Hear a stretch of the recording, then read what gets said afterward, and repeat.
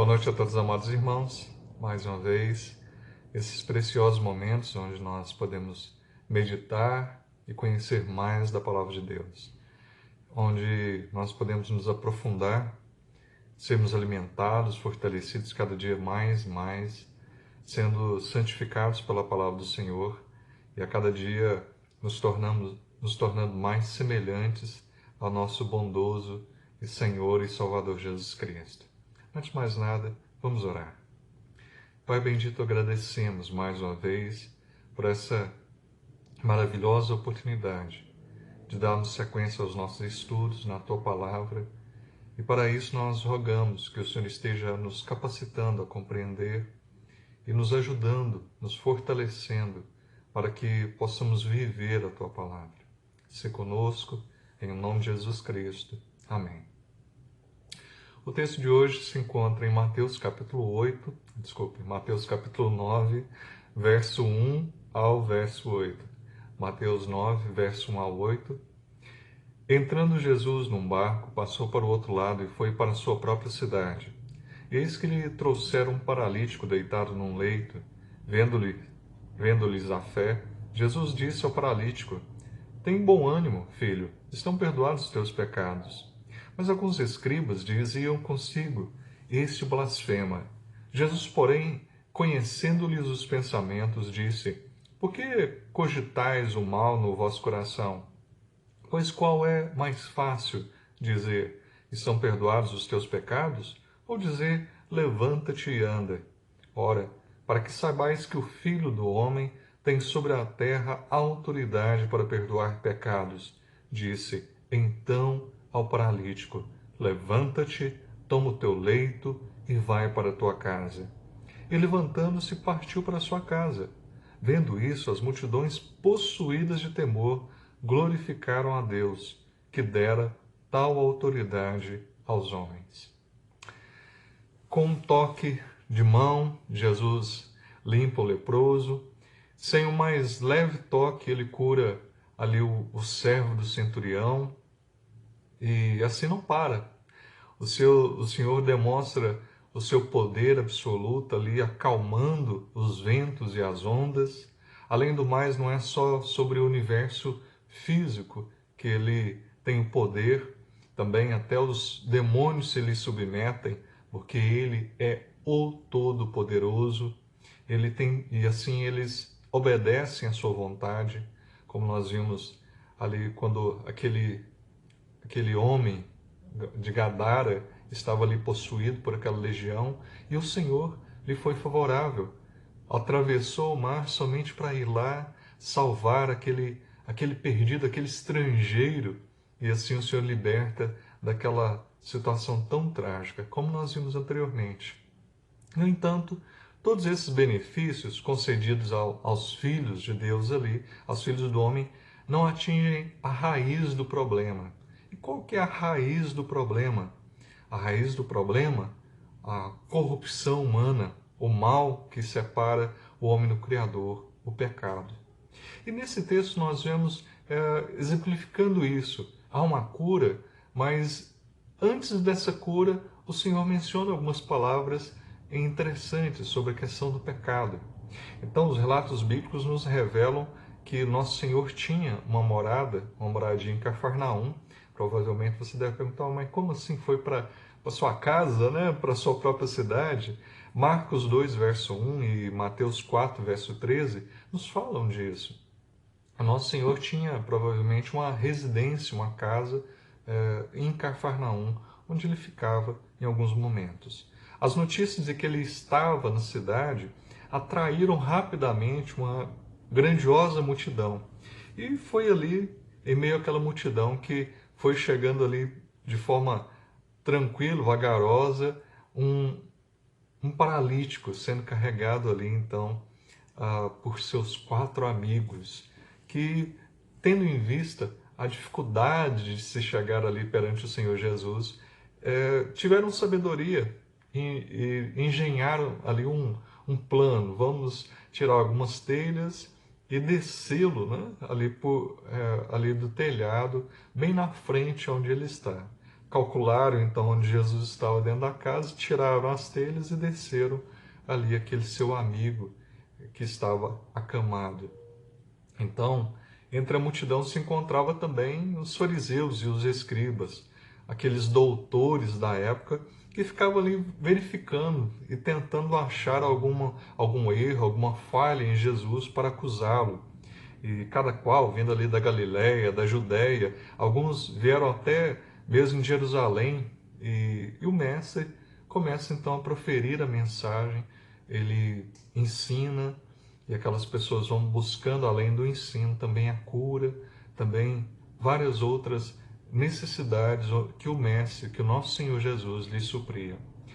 Vendo a fé deles, o Senhor viu a fé daqueles amigos daquele paralítico. E geralmente quando Jesus é confrontado com uma pessoa que necessita, uma pessoa doente, uma pessoa inválida, é essa que inicia o diálogo, a pessoa que inicia o diálogo. Ela pega e fala, olha, Senhor, eu estou com isso, eu tenho essa dificuldade, ou aquela outra, ou preciso disso. Mas em Mateus, Mateus tem uma característica distinta de Marcos, de Lucas, de João. Ele intencionalmente, ele não coloca esses diálogos, intencionalmente ele não coloca isso. Ele pega e coloca que realmente eles chegaram, não fala nada dos amigos mencionando alguma necessidade, ou do próprio paralítico ali mencionando necessidade, porque Mateus ele vai criando essa noção no coração dos seus leitores de quem era Cristo. Mateus ele está escrevendo para judeus e ele está sempre fazendo, como nós já vimos anteriormente, a ligação do Evangelho com o Antigo Testamento, sempre fazendo noção da ligação de quem Cristo é. Diferente de João, o Evangelho de João, João declara, Jesus é o Filho de Deus, Jesus é o Verbo encarnado. Mateus não. A época ali que Mateus estava escrevendo, e para o público que ele estava escrevendo, o judeu ele tinha que ser, pouco a pouco ali, levado a concluir tal coisa. Então ele vai fazendo seus relatos de forma proposital, ele age nessa linguagem que vai relatando, que vai contando a história e sem tentar, e sem trazer ali algum sentimento, alguma expressão, alguma noção da pessoa ali que está na história. Então, vendo o desafio, o auditório fica silencioso, aquelas pessoas quando veem aquele paralítico sendo carregado ali, e fica todo mundo esperando, todos esperam o que o mestre vai fazer. Nenhuma palavra, porém de qualquer um deles se fez necessário. A primeira coisa que Jesus fala para aquele homem foi maravilhoso. Ele fala, tem coragem, filho. O Senhor anima aquele homem que provavelmente chega ali pensando, será que eu vou ser curado? Será que eu posso depositar a minha esperança? O Senhor pega e fala, tem coragem. Assim como ele fala para Jairo, quando recebe a notícia da filha, que chegam para ele e falam, sua filha já morreu, não incomodem o mestre. E o Senhor acalma ele, fala, meu filho, tem fé, calma. Aqui também o Senhor pega e acalma-lhe o coração daquele homem e fala, tem coragem, fica tranquilo. O Senhor demonstra essa gentileza, esse cuidado, esse carinho, esse bondoso pastor que nos encoraja em meio às nossas necessidades. O Filho do Homem também tem sobre a terra autoridade. A autoridade que nós vimos sobre as águas, sobre espíritos demoníacos, malignos, tudo se submete, tudo tem que se curvar perante ele. Toda a criação se rende à voz do Todo-Poderoso, do Criador. Essa é a noção. E Mateus vai jogando essa noção ali para os seus leitores, como já disse. A autoridade de Cristo para perdoar e curar são dons divinos para a humanidade. E quando aqueles mestres judeus veem isso, Mateus está querendo gerar realmente nos seus leitores essa concepção, essa ideia, essa conclusão Peraí, então Jesus tem capacidade para curar? Sim, tem capacidade para curar, tem capacidade para perdoar. Peraí, mas para perdoar tem que ser Deus. Para conceder o perdão tem que ser Deus? Como assim? E é isso que leva realmente ali os seus eleitores. Enquanto liberta o homem de sua enfermidade física, ele também concede antes o perdão pelos seus pecados, que certamente é um dos mais terríveis males. Assim como diz o salmista no Salmo 32, que enquanto calei os meus ali minha boca, né, os meus pecados foram me consumindo. Ele sentia-se destroçado. O pecado arruinava a sua vida. Esse homem, o Senhor sabia o que era mais importante. Mesmo sem falar nada, o Senhor sabia que o que era primário, o que era de essencial urgência ali, era realmente que aquele homem fosse perdoado. E assim nosso Senhor o faz. Esse homem blasfema. Muitos fazem isso, né? Pegam e tentam tirar suas conclusões. E a conclusão daquelas pessoas foi isso. Esse homem blasfemou, Jesus blasfemou.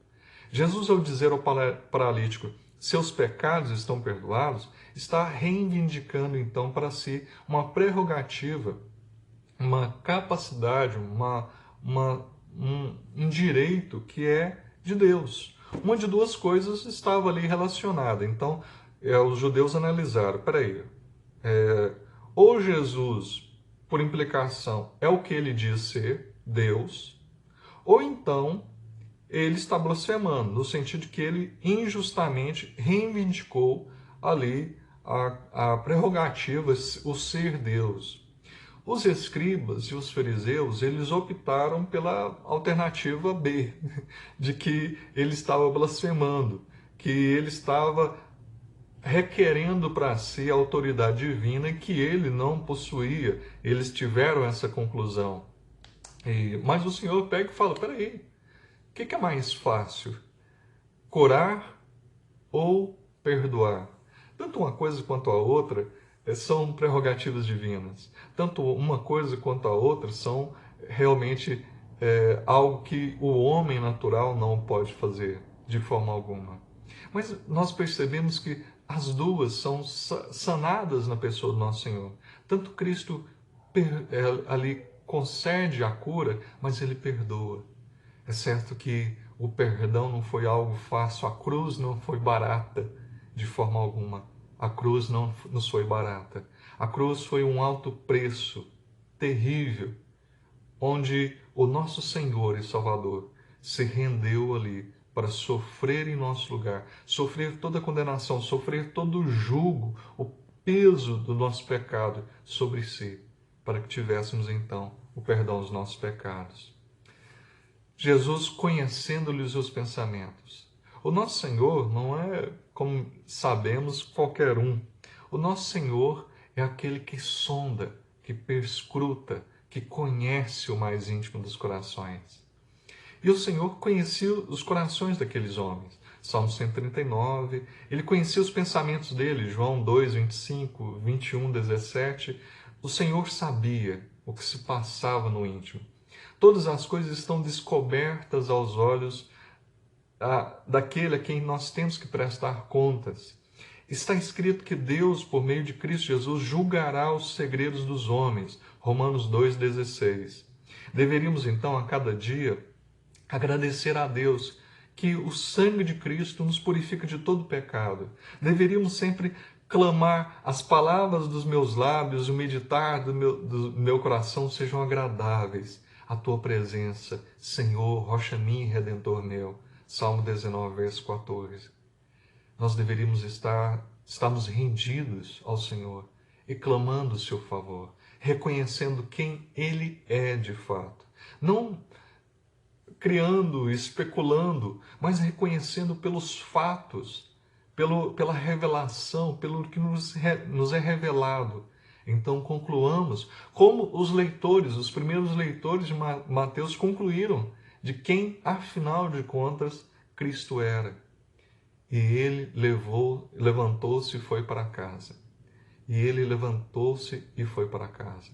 Quanto à acusação de que era mais fácil para ele ali resolver, falar o que era mais fácil, a absolvição ou a cura, já foi mencionado. E realmente, como disse, o Senhor suportou ali realmente durante toda a sua vida terrena e todas as aflições, todas as perseguições, a tentação do diabo e foi perfeito homem até a cruz. O Senhor foi obediente, servo, obediente, fiel. Um segundo Adão, como Paulo nos fala. Um primeiro Adão que pecou, que não permaneceu fiel, que quebrou a aliança com Deus, que foi infiel àquele acordo que Deus estabeleceu com a sua criação. Mas veio um segundo Adão, um perfeito Adão, um Adão melhor, o Salvador, o nosso Redentor Jesus Cristo. E ele estabelece então esse vínculo perfeito entre nós e Deus. Ele concede a paz, paz por meio do seu sangue, paz por meio da sua vida. A sua vida, morte, ressurreição, tudo foi necessário para a nossa absolvição, para o perdão dos nossos pecados. Se Jesus pode fazer uma dessas coisas, tanto o perdoar quanto o curar, sem dúvida, não há nada difícil para ele executar. E para que soubessem que ele é o humilde, porém todo glorioso Filho do homem, tem o divino direito e poder sobre a terra. Mateus acrescenta: então disse ao paralítico, levanta-te, toma o teu leito e vá para casa. Por meio do seu poder e do seu amor, Jesus demonstra ali a cura, uma cura completa, uma cura por inteiro. Assim como nós vemos em outras passagens, o Senhor não estava preocupado só em restaurar a pessoa em uma área. A mulher hemorrágica, o Senhor a cura, mas o Senhor também a restaura a comunhão ali na sociedade. Porque uma vez que a pessoa era curada, ela tinha que se apresentar, ela tinha que ser reconhecida como que ela havia sido curada. E no caso daquela mulher hemorrágica, aquela doença, aquele problema dela gerava uma separação com o restante da sociedade, porque ela era considerada impura perante a sociedade. Então ela não poderia tocar nas coisas que as outras pessoas tocassem, ela não poderia, alguém não poderia dormir ou sentar na cama dela, qualquer coisa, ou tocar num alimento ou num utensílio, se tornaria cerimonialmente impura. Ela provavelmente estava separada do seu convívio social, ali não poderia ter contato com seus parentes, não poderia ir ao culto, ao lugar ali onde era oferecido, adorado, onde demonstrava-se a alegria de servir ao Senhor. Tinha sido tolhido dela, da vida dela. Mas o Senhor a restaura. Assim como o Senhor restaura aqui a vida desse homem. Não só a sua possibilidade de, uma vez que foi carregado, voltar andando, mas uma vez que chegou ali perante o Senhor, com o peso dos seus pecados, o Senhor tirou sobre si, tirou dele ali todo aquele peso, toda aquela condenação e lhe concedeu o perdão. Que maravilhoso é sabermos que o nosso Senhor é muito mais do que as pessoas falam. Muitos, às vezes, focam em uma área da pessoa de Cristo. Jesus cura, venha. E até o detalhe que, na verdade, marcar hora, dia, local para Jesus curar é um pouco custoso, né? Porque Deus é o Todo-Poderoso, Deus faz o que quer, quando quer, como quer. Ninguém manda em Deus. Ninguém manda em Deus. Aquele homem, como todos os demais, glorificaram a Deus por conceder aos homens tal poder, tal bênção. De acordo com Mateus, o povo se encheu ali de assombro, ficaram assombrados, ficaram com medo, ficaram pasmos. Marcos traduz atônitos ou assombrados. Lucas, apoderados de perplexidade, cheios de medo. Todos os relatos que falam que o povo glorificava a Deus. Estavam equiparando ali realmente Jesus como filho do homem. Eles tiveram um lampejo de quem realmente Jesus era. Eles, num instante, eles perceberam um pouquinho de quem o Senhor era. Seguramente por esse momento a glória de Jesus faiscou na consciência deles. Mas logo eles captaram só um lampejo dela e já aquilo se foi. Eles, por um breve momento, tiveram a noção da realidade, de quem é Jesus. Tudo que importa nas nossas vidas é entendermos isso. Quem é Jesus? E crer que Jesus não é um mero mestre, não é um curandeiro, mas Jesus é Deus, o Todo-Poderoso, amoroso, aquele que sonda, que conhece o mais íntimo dos nossos corações e que pode vir em nosso favor. Aquele que nos assiste em nossas necessidades, que cuida de nós em nossas aflições. O nosso Deus, o Deus presente. A Ele toda honra, toda glória, todo louvor. Um grande abraço.